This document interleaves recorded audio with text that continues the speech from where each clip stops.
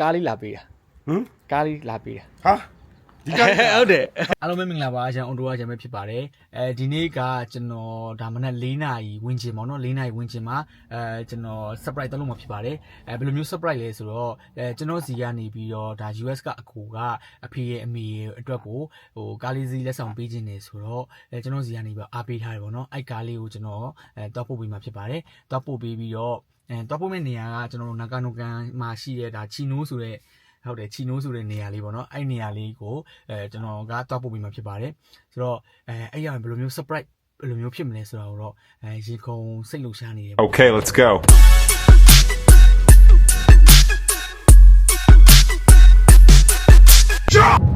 အခုဆိုရင်တော့နာကာနိုကန်ဒါ surprise လုပ်မဲ့ဦးနဲ့အန်နီတို့အိမ်ကိုရောက်တော့မှာဖြစ်ပါတယ်နောက်ထပ်18မိနစ်15မိနစ်လောက်ဆိုရင်ရောက်တော့မှာပါအဲ့မတိုင်နေမှာကားလေးကိုရေးဆေးပေးမယ်ပြီးသွားရင်စီအပြည့်ပြန်ဖြည့်ပေးမယ်ပေါ့နော်ရောက်တော့မယ်နည်းနည်းစိတ်လှုပ်ရှားနေပါတယ်ဒီစီအပြည့်ထည့်ပြီးသွားပြီဆိုတော့ဟိုမှာရှိတဲ့ကားရေးဆေးပေးမှာဖြစ်ပါတယ်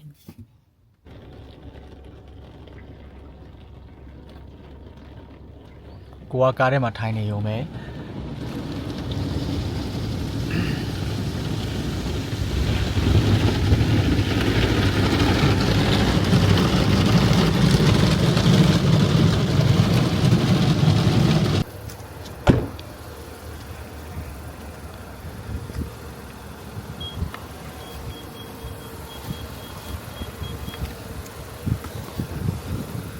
ကောင်းလေးပါ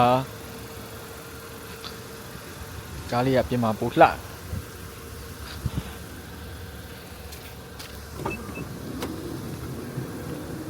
ဒီနောက်မှာခုံအကြီးပေါ့နော်ဒီကောင်ကိုအလေကိုဒီလိုမျိုးတင်လိုက်တယ်ဆိုရင်ဒီကောင်က8ယောက်စီးဖြုတ်သွားပြီပေါ့နော်အိုက်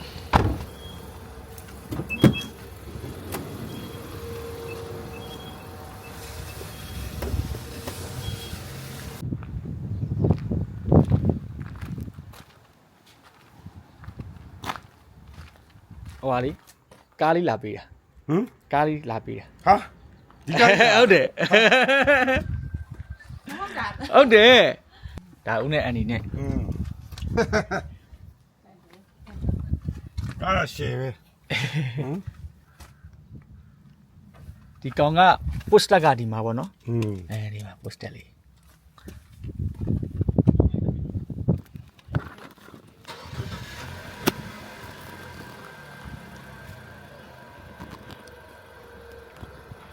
ကားမိုက်တယ်နော်ရှယ်ပဲ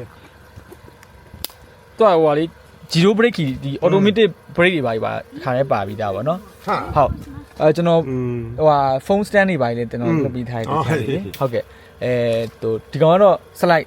ဟိုဘက်နဲ့ဒီဘက်နဲ့လေအပိတ်ဖွင့်ဟုတ်ကိုသူရပြီးဒါသဘောကျနေပါဘူးပျော်နေတယ်ကားတော့ပေါ့လားကားပေါ့ဘာသာမှမကြောက်ဆိုအကိုဖေးကခြေစာပြင်းနေကြဟုတ်ကဲ့ပါဦးဟုတ်ဖြည်းဖြည်းပေါ့နော်ဦးစီလဲအပြည့်ဖြည့်ထားတယ်တဲ့ဦးဟုတ်ကဲ့ပါဦးဟုတ်ကဲ့ပါဦးဟုတ်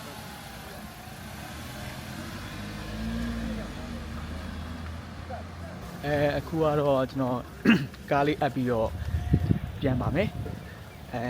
ဟိုကလိုက်ပို့ပေးတာပါအခုကချီနိုဘူတာပေါ့နော်ချီနိုဘူတာကနေပြီးတော့ရှင်ကန်ဆန်စီးပြီးတော့